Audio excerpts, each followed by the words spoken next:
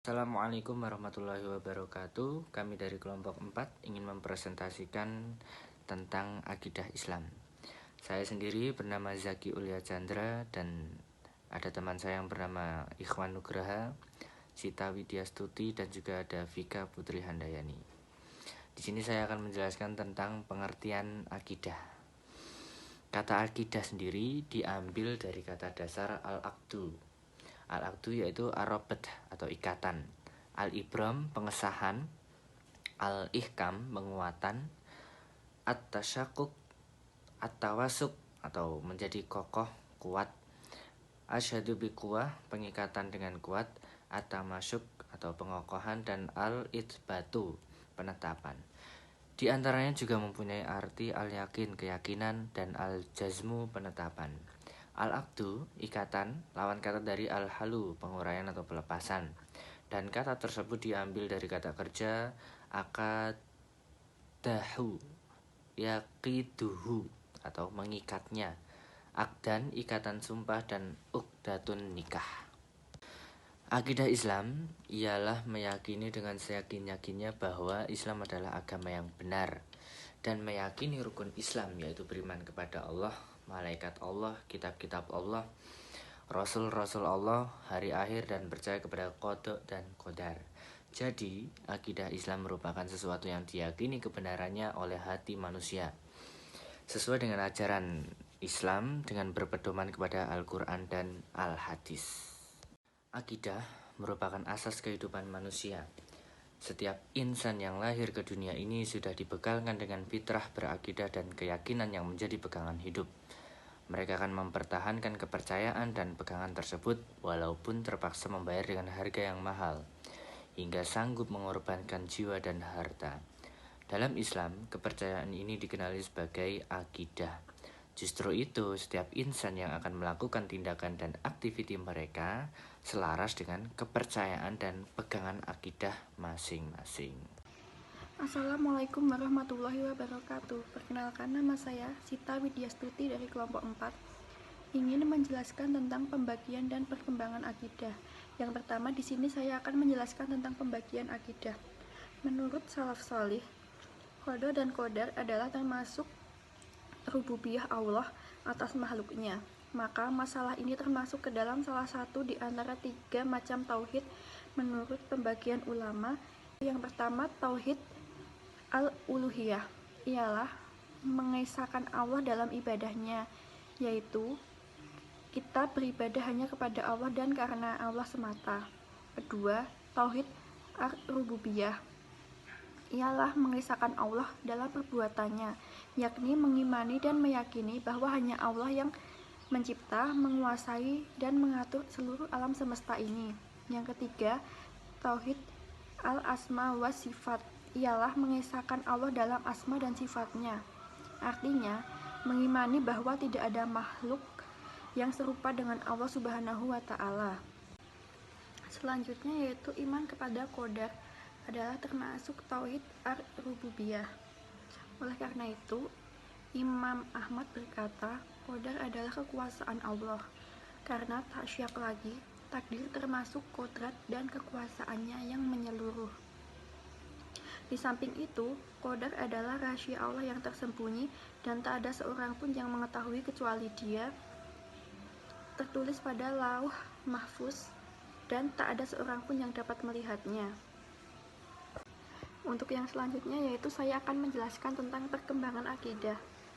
Pada masa Rasulullah, akidah bukan merupakan disiplin ilmu tersendiri karena masalahnya sangat jelas dan tidak terjadi perbedaan faham.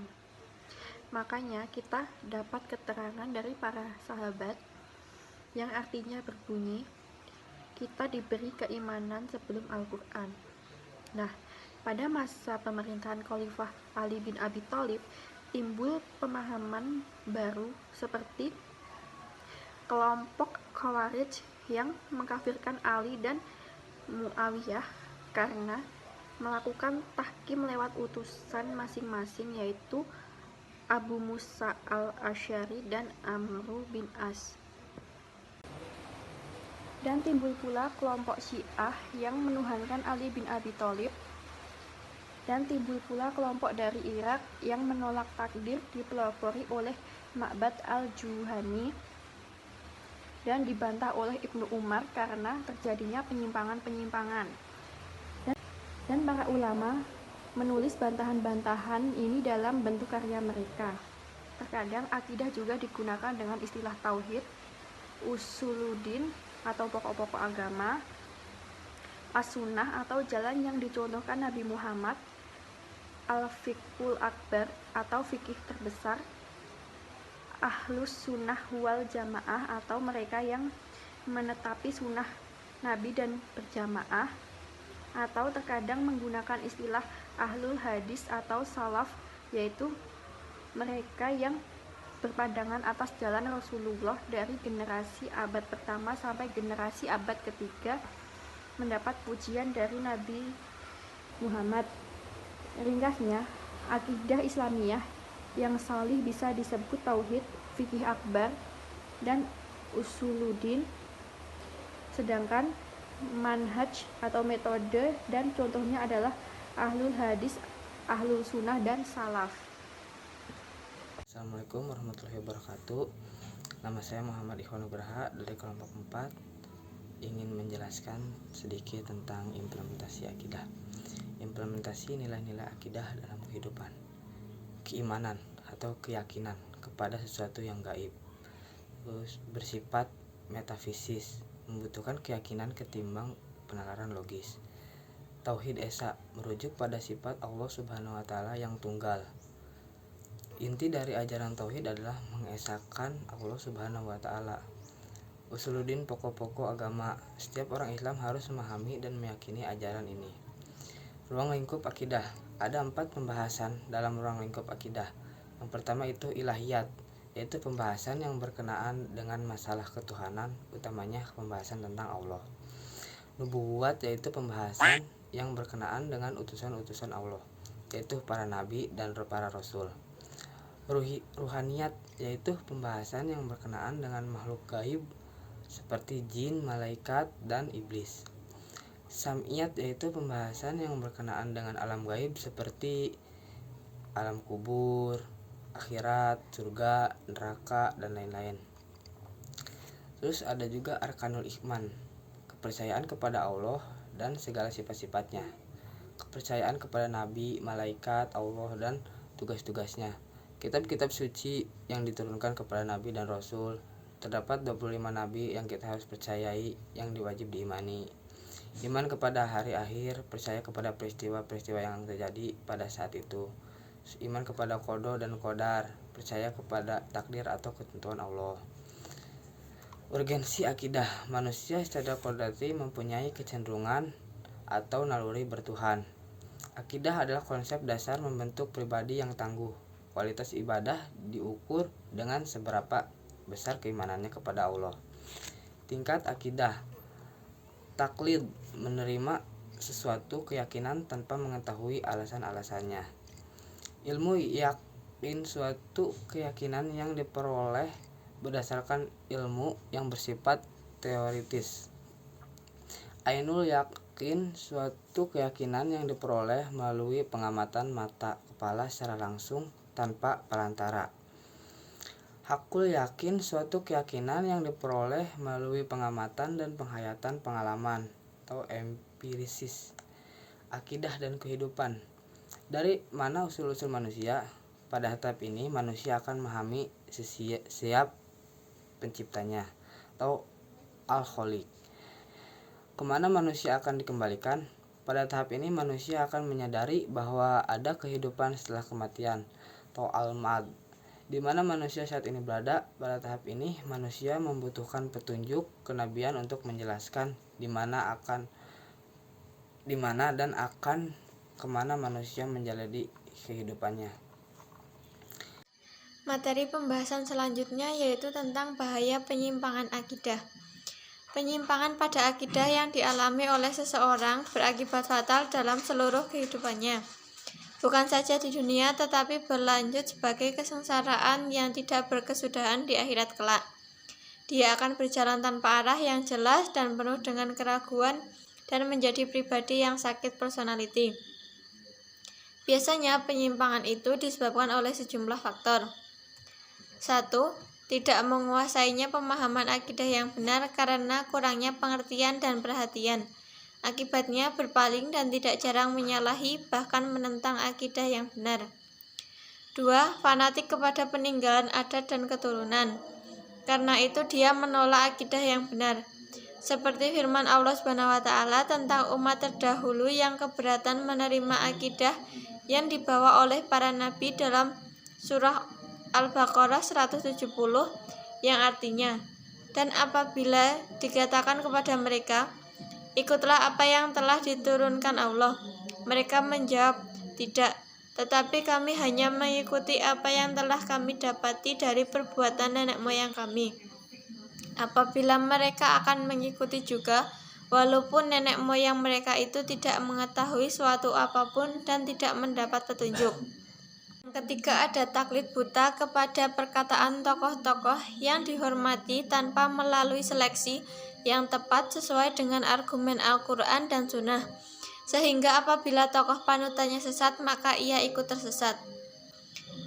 Yang keempat, ada berlebihan ekstrim dalam mencintai dan mengangkat para wali dan orang soleh yang sudah meninggal dunia, sehingga menempatkan mereka setara dengan Tuhan atau dapat berbuat seperti perbuatan Tuhan. Hal itu karena menganggap mereka sebagai penengah atau arbiter antara dia dengan Allah. Kuburan-kuburan mereka dijadikan tempat meminta, bernazar, dan berbagi ibadah yang seharusnya hanya ditujukan kepada Allah. Demikian itu pernah dilakukan oleh kaumnya Nabi Nuh ketika mereka mengagungkan kuburan para sholihin. Ada lengah dan acuh tak acuh dalam mengkaji ajaran Islam disebabkan silau terhadap peradaban barat yang materialistik. Tak jarang mengagungkan para pemikir dan ilmuwan barat serta hasil teknologi yang telah dicapainya sekaligus menerima tingkah laku dan kebudayaan mereka. Yang keenam, ada pendidikan di dalam rumah tangga banyak yang tidak berdasar ajaran Islam, sehingga anak tumbuh tidak mengenal akidah Islam.